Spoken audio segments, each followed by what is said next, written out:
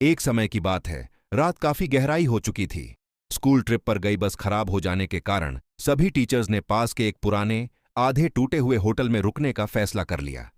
Hotel के चारों तरफ ऊंचे पहाड़ और घना जंगल था और खिड़कियों से अंधेरा किसी काले धुएं की तरह अंदर झांक रहा था।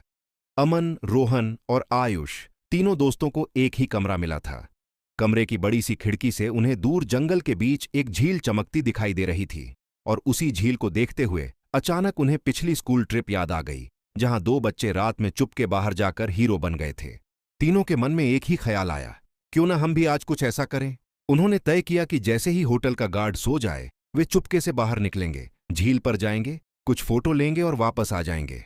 आधी रात के बाद जब चारों तरफ सन्नाटा खींच गया, तीनों अपने फोन की मामूली सी फ्लैशलाइट लेकर होटल से बाहर निकल पड़े। झील उन्हें पास लग रही थी, पर जंगल का रास्ता जैसे खत्म ही नहीं हो रहा था। ठंडी हवा उनके कपड़ों को चीरती हुई गुजर रही थी। अंधेरा इतना गहरा था कि पेड़ों की शाखाएं भी किसी जीव की तरह हिलती नजर आती थीं। करीब आधा घंटा चलने के बाद जब उन्हें एहसास हुआ कि मोबाइल में सिग्नल भी नहीं है, उन्होंने फैसला किया कि झील का प्लान रद्द कर वापस होटल लौटना चाहिए। लेकिन लौटते वक्त आयुष ने अचानक देखा कि रोहन उनके साथ नहीं है। रोहन, उसने धीरे से आवाज लगाई मगर जवाब नहीं मिला। तभी पास की झाड़ियों से किसी के भागने की आवाज आई। अमन और आयुष एक पल को ठिठके, पर दोस्त को अकेला छोड़ना उन्हें गंवारा नहीं था। वे उस आवाज का पीछा करते हुए जंगल की ओर अंदर बढ़ते चले गए। कुछ दूर जाकर आवाज अचानक बंद हो गई और फिर उन्हें एक अजीब सी खुरचने जैसी धुन सुनाई दी। धीरे धीरे उतनी ही धीमी चाल से वे झाड़ियों के पास पहुंचे और देखा, रोहन अंधेरे में एक गड्ढा खोद रहा था।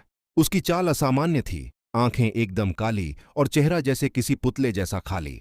आयुष ने डरते हुए उसका नाम पुकारा। रोहन रुका, धीरे धीरे गर्दन मोड़ी और उनकी तरफ देखा, ऐसे जैसे वे इंसान नहीं, बस जंगल के किसी जानवर की निगाह बने हों। अमन उसके पास गया ही था कि अचानक रोहन ने एक अजीब सी हरकत से उस पर हमला कर दिया। एक ही झटके में अमन दूर जाकर गिरा और रोहन जमीन पर तड़पने लगा, जैसे उसे कोई अदृश्य चीज खींच रही हो। कुछ ही सेकंड में वह बेहोश हो गया।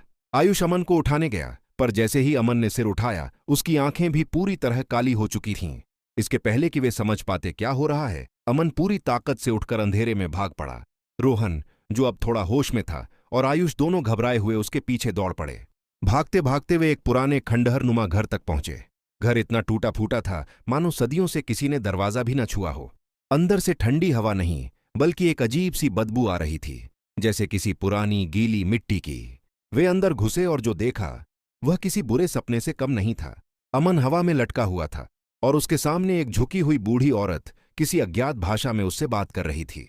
उसकी त्वचा जगह जगह से लटक रही थी, आंखें काली और लंबे सफेद बाल जमीन को छू रहे थे।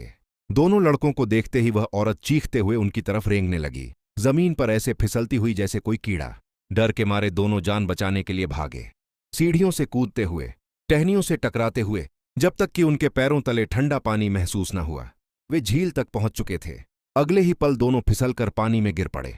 पानी की सतह के नीचे किसी ने जैसे उनके पैरों को पकड़कर खींचना शुरू कर दिया। आयुष किसी तरह हाथ पैर मारकर बाहर आ गया, पर उसकी आंखों के सामने रोहन झील की गहराई में गायब हो गया। कुछ ही क्षण में आयुष की भी होश उड़ गए और वह वहीं बेहोश होकर गिर पड़ा। सुबह उसकी आंख होटल के कमरे में खुली। वह लड़खड़ाते हुए बाहर दौड़ा और देखा पुलिस की गाड़ियां लगी थीं और जमीन पर सफेद चादर में ढंकी अमन और रोहन की लाशें पड़ी थीं।